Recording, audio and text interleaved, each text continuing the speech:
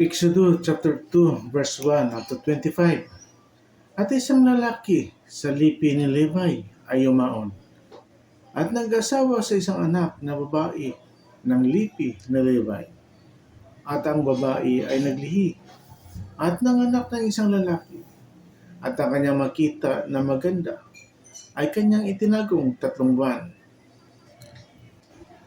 At nang hindi na niya maitatagong malaon ay kinuha niya ng isang takbang yantok at pinahiran niya ng biton at ng sahing at kanyang isinilid ang bata roon at inilagay sa katalahiban sa tabi ng ilog at tumayo sa malayo ang kanyang kapatid na babae upang maalaman ang mangyayari sa bata. At ang anak na babae ni Faraon ay lumusong upang maligo sa ilog at nagsipaglakad ang kanyang mga abay sa tabi ng ilog. At kanyang nakita ang takba sa katalahiban at ipinakuha sa kanyang abay at kanyang binuksan at nakita niya ang bata at darito ang sanggol ay umiyak at kanyang kinaawaan at sinabi, ito'y isa sa mga anak ng mga Hebreo.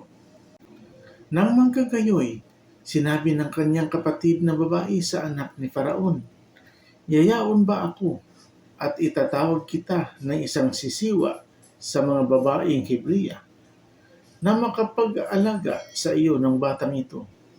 At sinabi sa kanya ng anak ni Faraon, yumaon ka, at ang dalaga ay yumaon, at tinawag ang ina ng bata.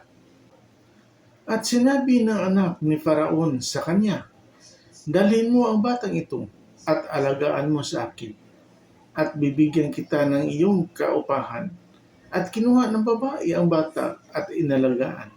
At ang bata ay lumaki at kanyang dinala sa anak ni Faraon, at siya ay kanyang inaring anak, at kanyang pinaganlang Moises, at sinabi, sapagat aking sinagip siya sa tubig.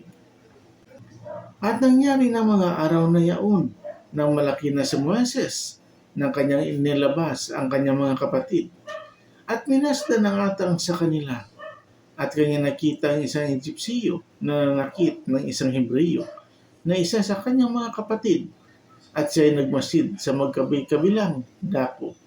At nang siya ay walang makitang tao, ay kanyang pinatay ang Egyptiyo, at kanyang tinabunan sa buhanginan. At siya ay lumabas ng ikalawang araw at narito na may 2 lalaking Hebreo na nagbababag at kanyang sinabi roon sa umaapi, bakit mo sinasaktan ang iyong kasama? At sinabi niya, sinong naglagay sa iyong pangulo at hukom sa amin? Iniisip mo bang patayin ako na gaya ng pagpatay mo sa Egyptiyo? At natakot si Moises at nagsabi, tunay na ang bagay na yaon ay nahayag. Nang mabalitaan nga ni Faraon ang bagay na ito, ay minitin niyang patayin si Moises, datapwat si Moises ay tumakas sa harapan ni Faraon at tumahan sa lupain ng Midian, at siya ay umupo sa tabi ng isang balon. Ang saserdote nga sa Midian ay may 7 anak na babae, at sila'y naparoon at umigib ng tubig, at kanilang pinuno ang mga inuman upang painumin ang kawan ng kanilang ama. At ang mga pastor ay dumating at sila'y pinalayas, datapwat si Moises ay tumayo, at sila'y tinulungan at pinainom ang kanilang kawan.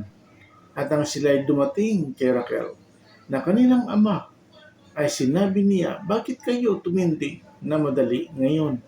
At kanilang sinabi, ipinagsanggalang kami ng isang Egyptiyo sa kamay ng mga pastor, at saka inigib pa niya kami ng tubig at pinainom ang kawan. At kanyang sinabi sa mga anak niya, at saan naroon siya? Bakit ninyo iniwan ang lalaking yaon? Tawagin ninyo siya upang makakain ng tinapay. At si Moises ay natuwa na makisuno sa lalaking yaon. At kanyang pinag-asawa kay Moises si Sipora na kanyang anak, at nanganak ng isang lalaki, at kanyang pinangalan ng Gersom. sapagkat kanyang sinabi, ako'y nakipamayan sa ibang bayan. At nangyari pagkaraan ng maraming araw na ang hari sa Ehipto ay namatay. At ang mga anak ng Israel ay nagbuntong hininga dahil sa pagkaalipin. At sila'y dumaing at ang kanilang daing ay umabot sa Diyos dahil sa pagkaalipin. At dininig ng Diyos ang kanilang hibik at nalaala ng Diyos ang kanyang tipan kay Abraham, kay Isaac at kay Jacob. At nilingap ng Diyos ang mga anak ng Israel at sila'y kinilala ng Diyos. Amen, Lord Jesus.